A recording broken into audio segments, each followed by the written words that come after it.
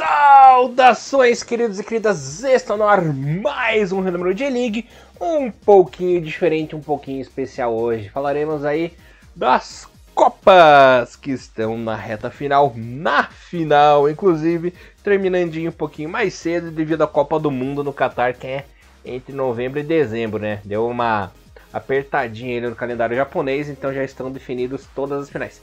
Como sempre, vocês estão na companhia de Elias Falas, do Barbulhinho e Alegria na apresentação.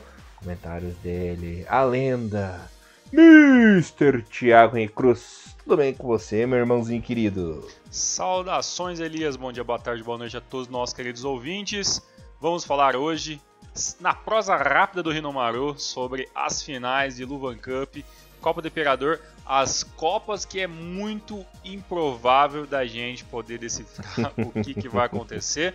Mas se vocês voltar vários Hinomarus, e lembrando que nós temos um Hinomaru muito recente, Elias, falando sobre Copa do Imperador, e na verdade a história da Copa do Imperador e também a história do Luvan Cup, desde a época de Nabisco Cup, episódio número 287.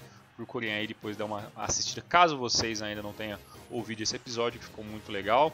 Em menos de 40 minutos a gente fez um resumo muito legal das duas competições aí do campeonato japonês. E hoje vamos focar um pouco mais no caminho que fez, né, os finalistas até essa grande final, essas duas grandes finais, né, uma, claro, podendo levar uma equipe para a série 2023 e a outra valendo um dinheirinho que também nunca é demais.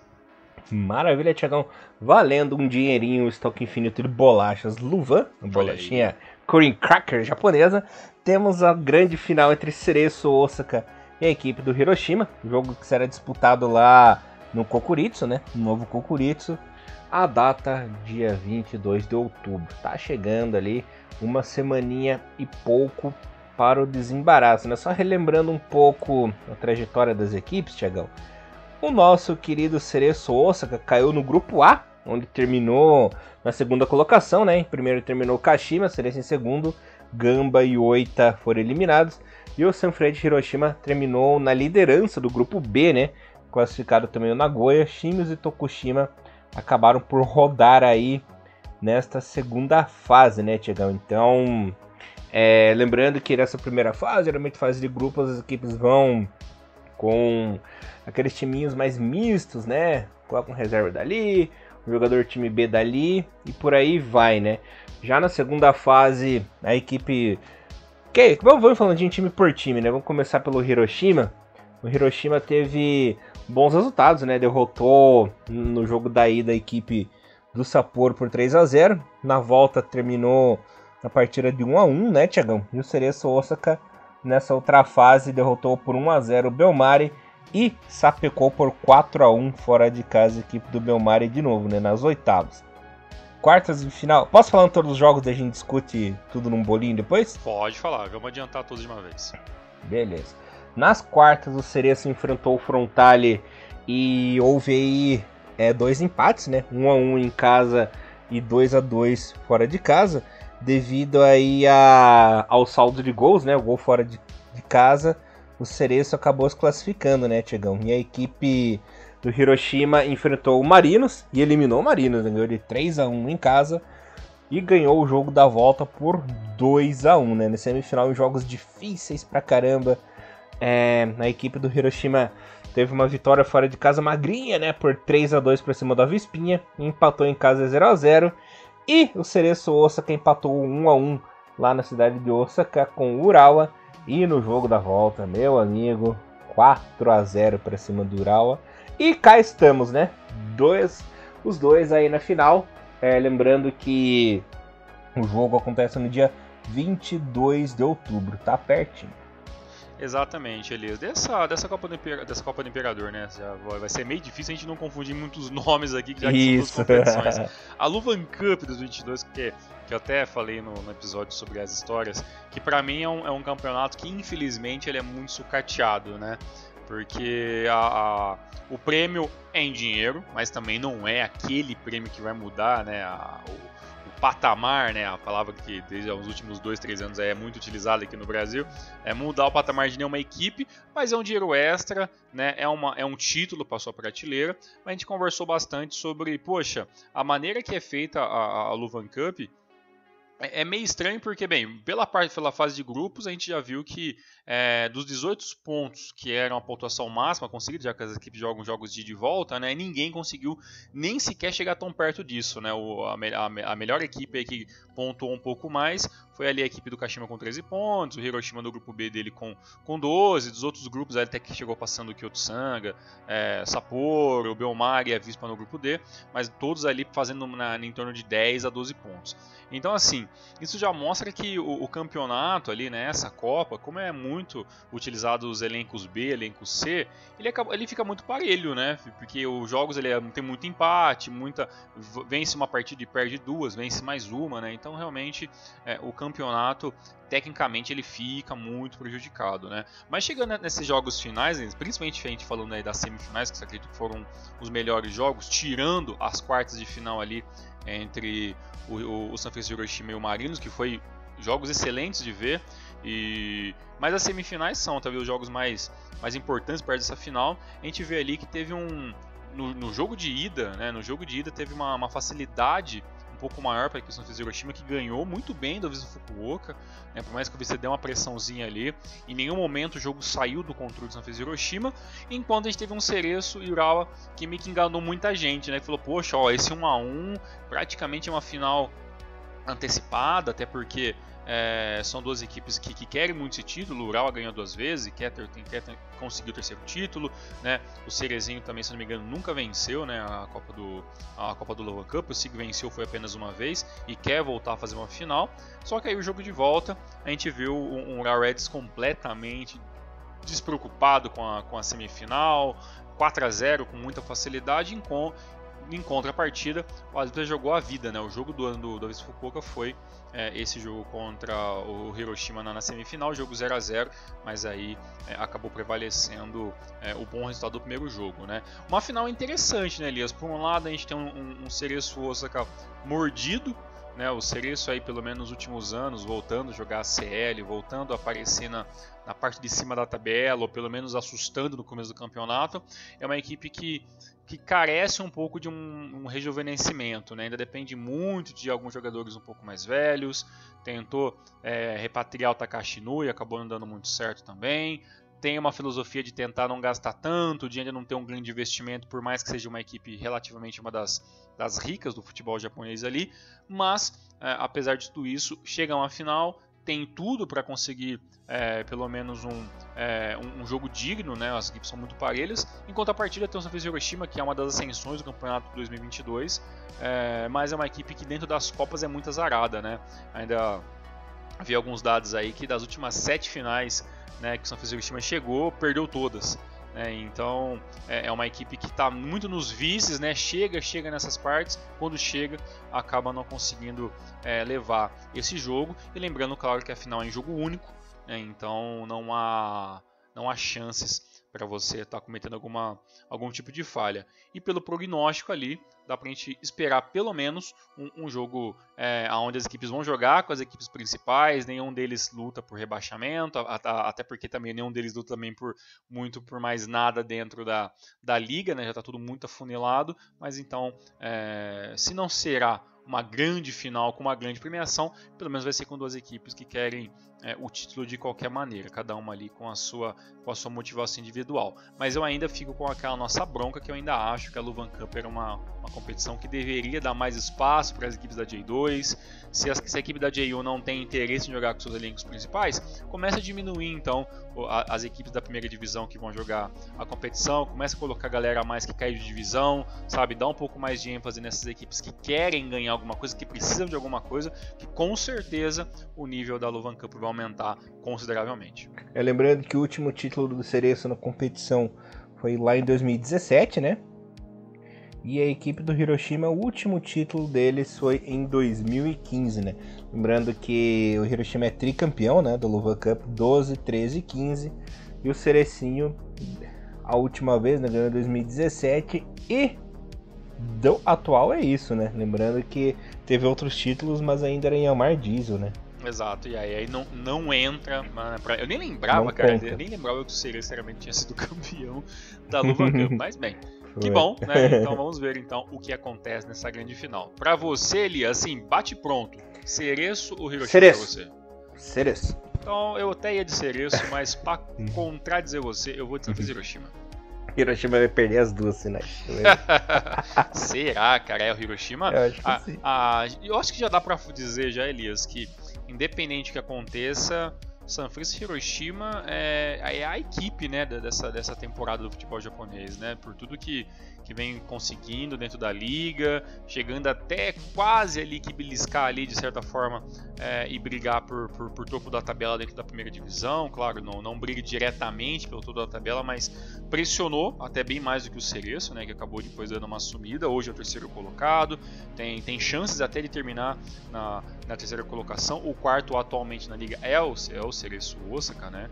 E independentemente se os dois se o Hiroshima conseguir ganhar pelo menos um título, já seria bom. Se conseguir ganhar os dois, melhor ainda, e aí já ajuda, né, a ter essa vaga afirmada para a série 2023, e ainda teoricamente poderia até ajudar os Cereços, se por acaso não vencer nenhuma competição, ainda pode ser agraciado com a possibilidade de herdar, né, a quarta vaga, mas para isso tem que continuar ainda se mantendo em quarto lugar no mínimo dentro da competição nacional. Mas o Hiroshima realmente um ano, todos esses últimos anos aí que eu fico no pé e falo que eu não entendo pra que às vezes vem o Hiroshima para as competições, porque realmente às vezes uma equipe meio sem sal, sem açúcar.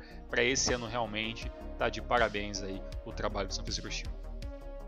Hiroshima começou morno no ano, né, mas foi esquentando e deu boa. Exatamente. Mas Elias, não vamos mentir. A grande competição que a gente quer ver, essa grande final, é por tudo que aconteceu, e eu tenho que dar aqui meu braço a torcer. Elias Fallers, felizmente, e para mim infelizmente, estava certo e deu cofo, né, para a grande final com San Francisco e Hiroshima. Eu tava meio Fox Mulder, sabe? I want to believe. Eu quero acreditar, não acreditando, mas realmente temos uma equipe da segunda divisão na final da Copa do Imperador. E olha assim, toda a organização desses últimos jogos do Vissel Kobe dá, no mínimo, eu espero que no mínimo os staffs aí, os responsáveis pela equipe do Kofu, façam pelo menos um DVD ou um vídeo, né, cinematográfico sobre isso, porque realmente é história de filme o que essa equipe jogou para chegar nessa final, levando em consideração tudo que está acontecendo na J2, uma equipe que praticamente vai lutar por rebaixamento e por um outro lado está jogando uma final que pode levar a equipe à CL. É aquele famoso eu já sabia, né? É verdade, você realmente acertou nisso. Mas Elias, esse caminho foi tempestuoso, né, de ambas as equipes para chegar, principalmente, claro, pelo lado da equipe do Vantford Kofu até essa grande final. E vamos conversar um pouquinho agora sobre Copa do Imperador. Vamos. Tiagão, falando aqui um pouco dos caminhos das equipes, né? Lembrando que ambas entraram na segunda fase da competição. Lembrando que também esse ano teremos um finalista, aliás, um campeão inédito, né? Lembrando que o Kofu nunca venceu a Copa do Imperador e o Hiroshima só foi campeão na época da Mazda, né? Não era nem Hiroshima ainda, né? Então, e lembrando que o Hiroshima também é o rei do vice, né? Vamos ver se quebra aí essa saga, né? Na primeira fase, o Kofu bateu por 1-1 a Universidade Internacional do Pacífico, né? Bateu por 5-1, aliás, perdão. E o Hiroshima derrotou o Honda Lock por 2-0, né, Tiagão? Na terceira fase, o nosso querido Hiroshima meteu 5-0 no Yokohama FC. Tadinho do Yokohama FC. E o nosso Kofu visitou o Sapporo e venceu por 2-1. Nas oitavas de final, o nosso querido Kofu, Tiagão, olha só, venceu fora de casa o Sagatos por 3-1. E o Hiroshima fora de casa derrotou o Zaspa Kusatsu por 1-0, né? Nas quartas de final, o Kofu na prorrogação derrotou a Vispinha por 2-1. E o nosso querido Hiroshima também por 2-1 fora de casa, bateu a equipe do Cereço Osaka, né? E na semifinal mais improvável, do resultado mais inacreditável do mundo, fora de casa o Kofu, em pleno Ibaraki, né, Thiagão, bateu por 1-0 o Kashima Antlers. E o Hiroshima na prorrogação, né, tempo normal 1-1, bateu por 2-1 fora de casa também a equipe do Kyoto Sanga, né? E aí estão duas equipes, campeão inédito aí para essa temporada. Vamos ver se o Hiroshima consegue quebrar a zica do vice-campeonato, né? Que o time chegou em várias finais, mas perdeu todas. E dessa vez a final não será em Tóquio, né? Será lá no Nissan Stadium, em Yokohama, no dia 16 de outubro. Exatamente, Elias. É um caminho bem interessante. Tá? Enquanto você falava que eu estava olhando uma coisinha que eu queria falar com vocês sobre esses jogos. E uma coisa que está acontecendo na Copa do Imperador, talvez seja a questão de datas, né? Mas Kofu e Kashima dentro do Ibaraki Stadium e apenas 8.000 espectadores, né? quase 9.000 para ser mais justo, por uma semifinal. Já mostra muita coisa, né? O que aconteceu não, né? A gente sabe o que está acontecendo com o Kashima, né, nessa temporada, a desilusão, né, do torcedor, a irritação do torcedor com a equipe por tudo que acabou perdendo de forças na primeira divisão, chegou a lutar lá em cima, hoje atual é o sexto colocado, praticamente sem chances alguma de chegar numa CL, toda essa pressão fora de campo está sendo refletida, né, dentro do estádio. O torcedor do Kashima Antlers debandou de um jeito assim inacreditável nessa reta final do campeonato, e a gente teve aí um público muito do ridículo nesse jogo. Em compensação, né, não apenas o jogo do Kofu e do Kashima, mas também a semifinal ali entre o Sagan e o Hiroshima também teve um público ridículo de 6.700 espectadores. Então, os públicos nesse ano, claro, se a gente pegar a média por ter mais jogos, é claro que a média é muito maior, né, da Copa da Luvan Cup, até porque os jogos são menores. Mas eu achei incrível, como por exemplo a gente viu lá no Saitama, 26.000 espectadores para ver a semifinal da Luvan Cup, né, entre o Urawa e a equipe do Cereço. E lá no Edion Stadium em Hiroshima a gente teve quase 12.000 pagantes, né, na semifinal do Hiroshima. Então assim, é muito louco que esse ano meio que tá revertendo as coisas, né? O público não tá abraçando tanto as Copas, né, como a gente imaginava. Talvez agora na grande final a gente tenha um público recorde, porque é uma grande final e aí as coisas mudam de figura. Mas Elias, eu tava aqui pensando com meus botões o tempo todo, até antes da gente começar a gravar esse podcast, e eu não consigo... eu entendo, talvez, os torcedores do Kashima Antlers um pouco mais, mas eu tava vendo os outros jogos e a numeração ali de torcedores por jogo na Copa do Imperador eu achei realmente muito, mas muito baixa mesmo nessa temporada, viu, Elias? A galera não tá muito animando em ver jogo no meio da semana não, viu? Complicado, né?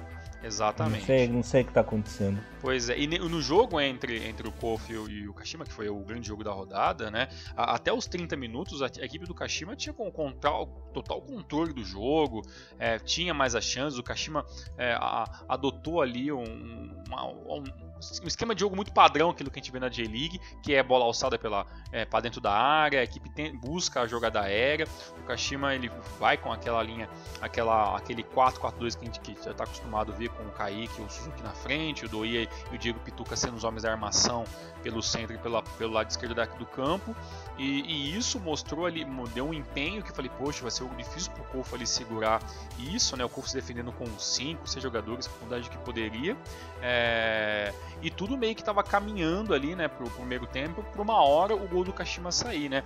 Até, né, que o jogador ali do Kofu ali, o Miyazaki, recebe ali uma bolaça, é inacreditável ali o que o Urakami ali, o zagueiro, né, o camisa 5 Urakami consegue fazer. Ele pega a bola no meio campo, dá um passe por cima, passa pela zaga, encontra ali o Miyazaki desmarcado, né, muito espaço para correr por trás da zaga do Kashima. Ele corre, dribla o goleiro e consegue fazer o gol.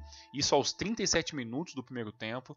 E depois, durante todos esses minutos finais do primeiro tempo, o Kofu continuou amassando a equipe do Kashima. Então até os 30 minutos o Kashima tinha controle total do jogo. E ali, os últimos 10 minutos do primeiro tempo, o Kashima teve que se recuar com medo de tomar o segundo gol. No segundo tempo, a equipe do Kashima foi meio que cansando, né? O gol do empate não saía.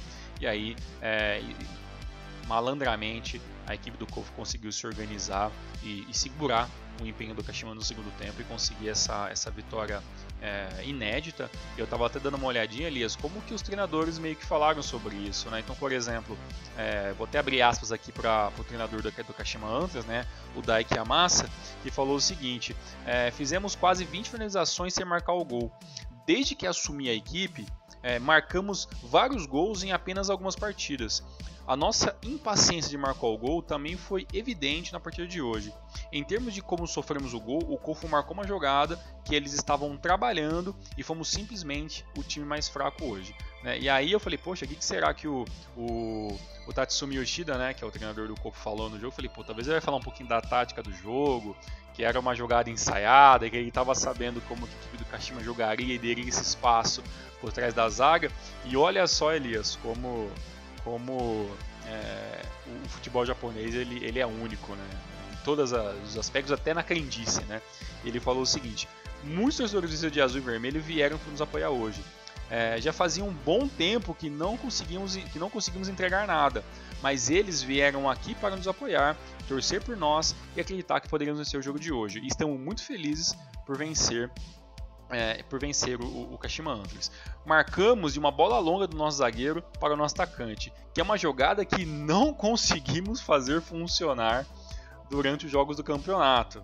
Então, deve haver uma força mística que nos ajudou aqui hoje no Ibaraki Stadium. Cara, isso aqui é ouro, né? Então, é muito interessante como a visão, né? A visão de jogo, a visão de sorte, a visão da possibilidade. Então, assim, é uma jogada que, obviamente, ela é treinada, mas basicamente não foi uma jogada ensaiada. Então, teve ali o fator sorte, né? Teve ali o fator de nervosismo e tudo que faz ali o jogo de futebol ser imprevisível. E essa vitória do Kofu foi realmente incrível. Teve o fator Fallers. Exatamente, fator Fallers. E pelo outro jogo, é claro, né, pra gente não deixar de falar, a equipe do Kyoto, a gente até falou, poxa, o Kyoto ele não tá nadando de braçada na J1, né, ele tá ali hoje em 14º colocado, claro, ele tem risco de rebaixamento, tem tudo para conseguir, pelo menos na beirola ali, né, como ele usa muito esse termo, mas conseguir não ser rebaixado, mas a equipe do Kyoto Sanga, ela entra com uma formação meio estranha, né, entra ali com eu não sei se eu quero chamar de equipe reserva, mas entrou com um mistão. Né? Então, se entra com mistão, a equipe também já sabe, se a gente passar, beleza, mas também se não passar, a gente tem uma obrigação que é não cair, que esse, obviamente, é a obrigação primordial, né, da equipe do Sagan nessa temporada. Contra o San Francisco Hiroshima, que já estava numa final, né, e aí entrou com a sua equipe principal, com algumas poucas mudanças, mas ainda assim a equipe do Hiroshima muito mais forte.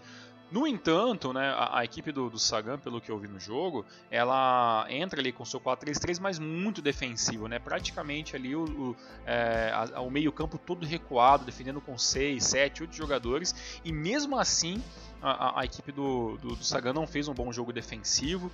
Teve ali aos 40 minutos um pênalti, a bola acabou pegando ali na mão do Mendes, né, que é o capitão da equipe do Sagan, é o brasileiro, né, Mendes, ele, o capitão da equipe, que o Douglas acabou convertendo o gol.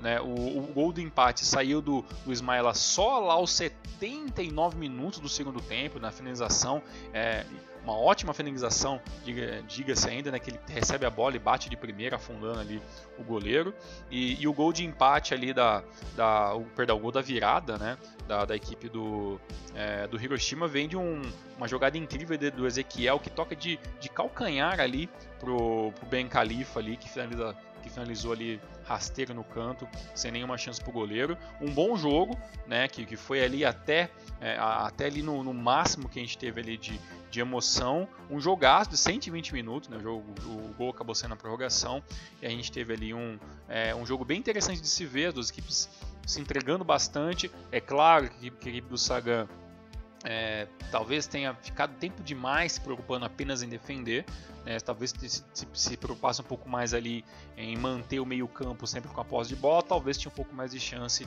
de pressionar um pouco mais no primeiro tempo, que é onde a equipe do Hiroshima dominou um pouco mais ali com uma certa facilidade. Mas o segundo tempo foi um jogo muito legal, uma pena, fico muito triste pelo Kyoto, que é uma equipe que eu gosto bastante, mas só de não cair de divisão, para mim, já seria um motivo de se alegrar, e quem sabe aí na próxima temporada buscar novamente ser um azarão e chegar até uma semifinal, uma final de Luvan Cup, independentemente do que aconteça. A pergunta que não quer calar. Kofu ou Hiroshima?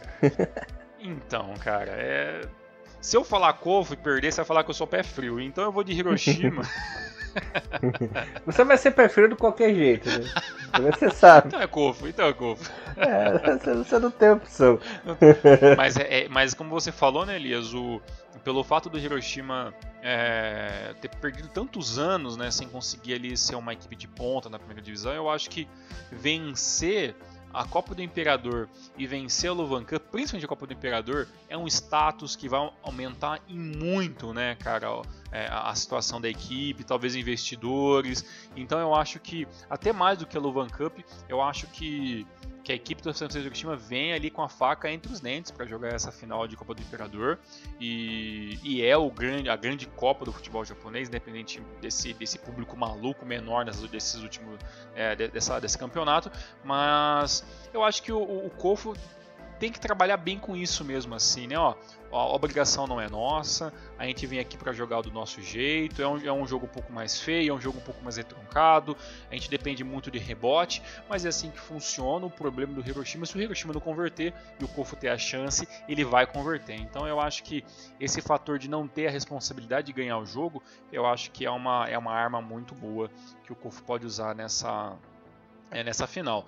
E vendo aqui sobre a questão da J2, onde o Kofu se encontra hoje, ele é o 18º colocado com 42 pontos. As duas equipes que estão sendo rebaixadas têm praticamente 8 pontos a menos, 34. Então assim, o Kofu tem chance de rebaixamento, mas é praticamente quase nula, né? Então, para não falar que não tem chance de rebaixamento, mas o Kofu tem apenas ali para conseguir pelo menos um empate nas últimas rodadas, e não vai ter nenhum problema para a equipe não tomar nenhum susto a mais. É um campeonato ruim?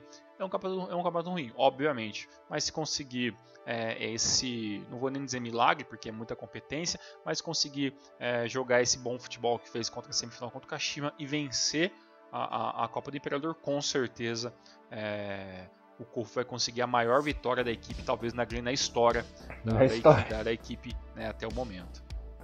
Olha, é muito, muito, muito difícil, né? Porque nem se compara, né, os elencos do Kofu com o Hiroshima, a história dos times, é complicado. É um milagre, sabe? Vai acontecer, ou vai ser o grande milagre da história do futebol japonês aí, a equipe do Kofu ser campeã da Copa do Imperador, né? Exato. É Davi e Golias esse jogo, cara. Mas... Exato. Quando o Kofu consegue alguma questão de acesso, já é um negócio incrível, assim, né? E aí você vendo, assim, qual que é os poucos títulos, né, da equipe do Kashima. Tem campeonato amador, né, a Liga de Canto, né, dois campeonatos da Liga de Canto. Tem ali um campeonato que eu não consigo identificar muito bem, que eles chamam de Japanese Second League Champions, né, de 2012, né. Então talvez seja alguma coisa de acesso. Não sei se o Kofu já chegou a ser campeão da J2 em 2012. Sinceramente, eu não, de cabeça eu não consigo lembrar, assim, mas é uma equipe que não tem tantos títulos, né? Então, dentro ali do que pode fazer a equipe do Kofu, né, ganhando campeonatos menores ou coisa da época do amador, tenta fazer o máximo possível, né? O Kofu foi campeão da J2 em 2012. Então deve ser isso aqui que tá em inglês aqui. Então, cara, eu não lembrava, cara, dessa J2 de 2012, cara. Você lembra quem foram as equipes que subiram nesse ano? Deixa eu ver. Kofu foi o campeão, aí, se eu não me engano, Quem subiu também foi o Belmari, né? Belmari, aí pegou outros tempos, né? Kofo, Belmari e Oita. E 8 subiram, né? Olha, e mais um ano que era Yokohama FC bateu na trave, talvez o Kyoto bateu na trave e não subir, no Jeff também que bateu na trave várias vezes, né? O Jeff bateu na trave, né? Inclusive, tanto o Kyoto quanto o Jeff estavam nos playoffs, mas o sexto colocado, que foi o Oita, que subiu. Olha aí, então pra você ver, desde essa época a equipe do Kyoto já estava batendo várias vezes, tentando voltar a J1, né? E conseguiu anos e anos depois, praticamente, né, quase 10 anos depois. E bem interessante que assim, o maior título do Kofu então na história dele, pelo que a gente consegue apurar, então esse campeonato da temporada 2012 na J2, né? Então, olha, vai ser muito, mas muito legal mesmo se o Kofu conseguir essa vitória e ficarem muito na torcida. A gente não sabe dizer ainda se esses jogos passarão no YouTube. Provavelmente que a final do Luvan Cup passe no canal do YouTube. Agora, como os jogos da Copa do Imperador, basicamente, para você ver como que é engraçado, né? Os jogos da J1 e da Luvan Cup todos passam naquele canal ali de J-League Internacional.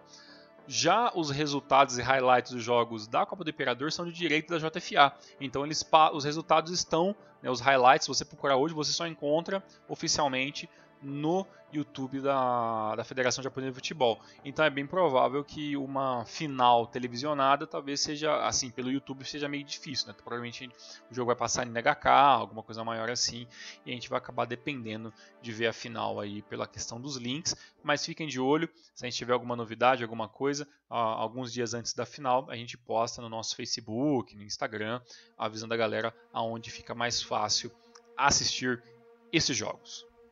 Maravilha, Thiagão. Passando a régua? Passando a régua. Elias, muito obrigado. Nós voltamos semana que vem para falar sobre J-League.